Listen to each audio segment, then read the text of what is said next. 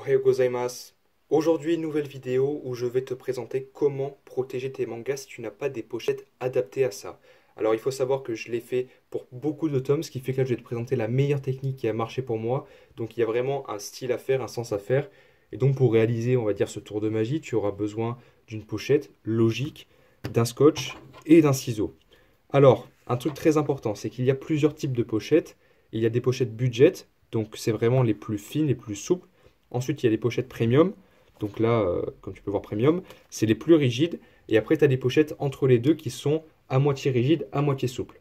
Il faut savoir que la meilleure pochette à prendre est celle qui est mi-souple, mi-rigide. Mais là, vu que c'est un tome collector et que j'ai vraiment envie de lui donner la protection maximale, je vais le protéger avec une pochette du coup premium qui est la pochette la plus rigide que je possède. Il faut savoir aussi que je tourne cette vidéo juste après l'ouverture du tome 33 de Senkan l'édition limitée. C'est pour ça qu'il est ici. Et du coup, si tu l'as pas vu, ben écoute, avec plaisir, tu peux aller la voir. Donc, tu mets la pochette dans ce sens-là. Et là, il faut que ce soit l'endroit qui reste fermé. Bon, voilà la bande. Et là, l'endroit qui s'ouvre. Et ensuite, tu vas tenir le tome comme ça. Donc, voilà. Tu le retournes. Et comme ça. Il faut que le haut du manga aille vers le côté qui est fermé. Donc, tu mets dedans.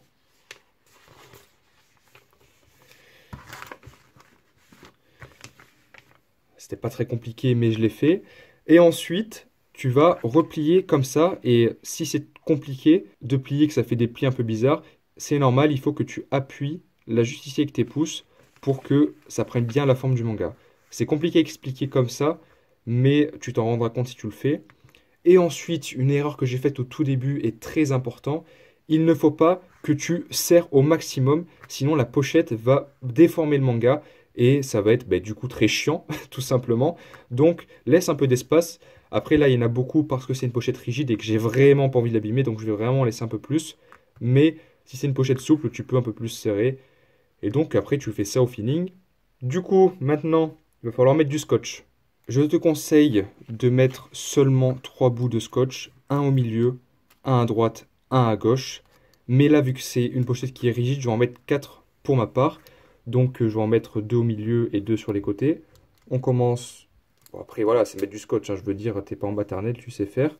Deuxième bout de scotch. Et il faut faire aussi attention que ça soit un peu droit. Donc, des fois, il va falloir se reprendre, je te montrerai ça. Aussi, pour les plus débiles d'entre vous, maintenant qu'on a fait ça, il faut bien le mettre au fond, bien évidemment.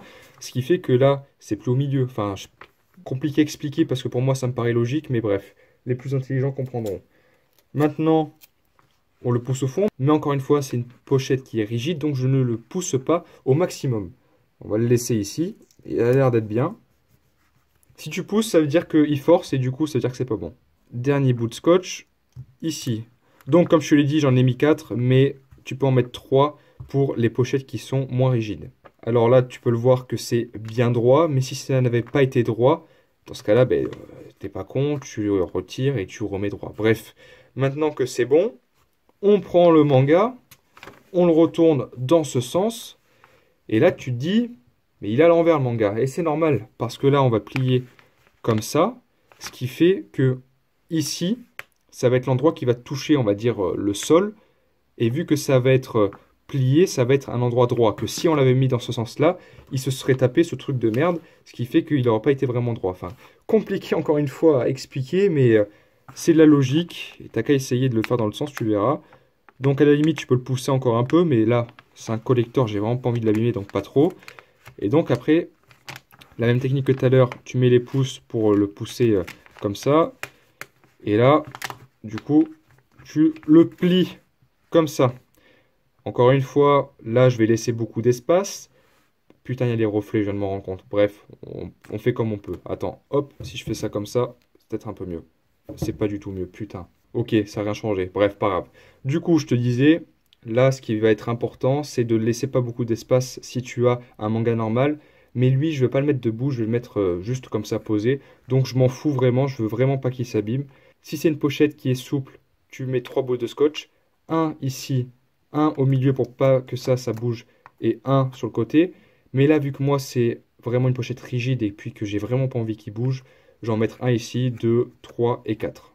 Pendant que je suis en train de faire ça, juste pour te dire que tu n'es pas obligé de mettre des énormes bouts de scotch. Vraiment, s'ils sont un peu petits, c'est pas très dérangeant. Et là, comme tu vois, je laisse beaucoup d'espace. Mais c'est voulu. Le deuxième, le troisième, on fait en sorte que ça soit droit. Et le quatrième. Bon, là, tu vois que ça se lève un peu, enfin pas vraiment. Mais comme je te dis, je m'en fous un peu. Et donc, ce que je te disais tout à l'heure, c'est que là, du coup, si c'est un tome normal avec une pochette rigide, si tu le mets comme ça, là, tu vois que c'est droit. Alors que si tu le mets comme ça, là, tu as le truc qui bloque. Bref, il n'y a pas besoin d'en dire plus. Voilà comment tu fais pour protéger tes mangas. Au moins, ça te permet qu'ils ne prennent pas la poussière, qu'ils soient protégés de l'humidité. Et un truc très important, mais normalement, voilà, ça les protège un peu du soleil. Mais dans tous les cas, ne les mets pas au soleil. Un manga, ça ne va pas au soleil. Un livre, en général, ça ne va pas au soleil. Donc, nous avons terminé pour cette vidéo. Là, je vais sûrement remettre un bout de scotch parce que, comme tu vois, ça se lève. En tout cas, je te souhaite une très bonne journée. Et puis, en attendant la prochaine vidéo, n'oublie pas de prendre soin de toi. Est-ce que je suis un psychopathe? Oui. Est-ce que j'en ai rien à foutre parce que c'est le tome 33 de SNK qu'il est en édition limitée et que dans 10 ans il coûtera 200 € et là vraiment je suis vraiment trop content de l'avoir, du coup je le protège un maximum? Oui.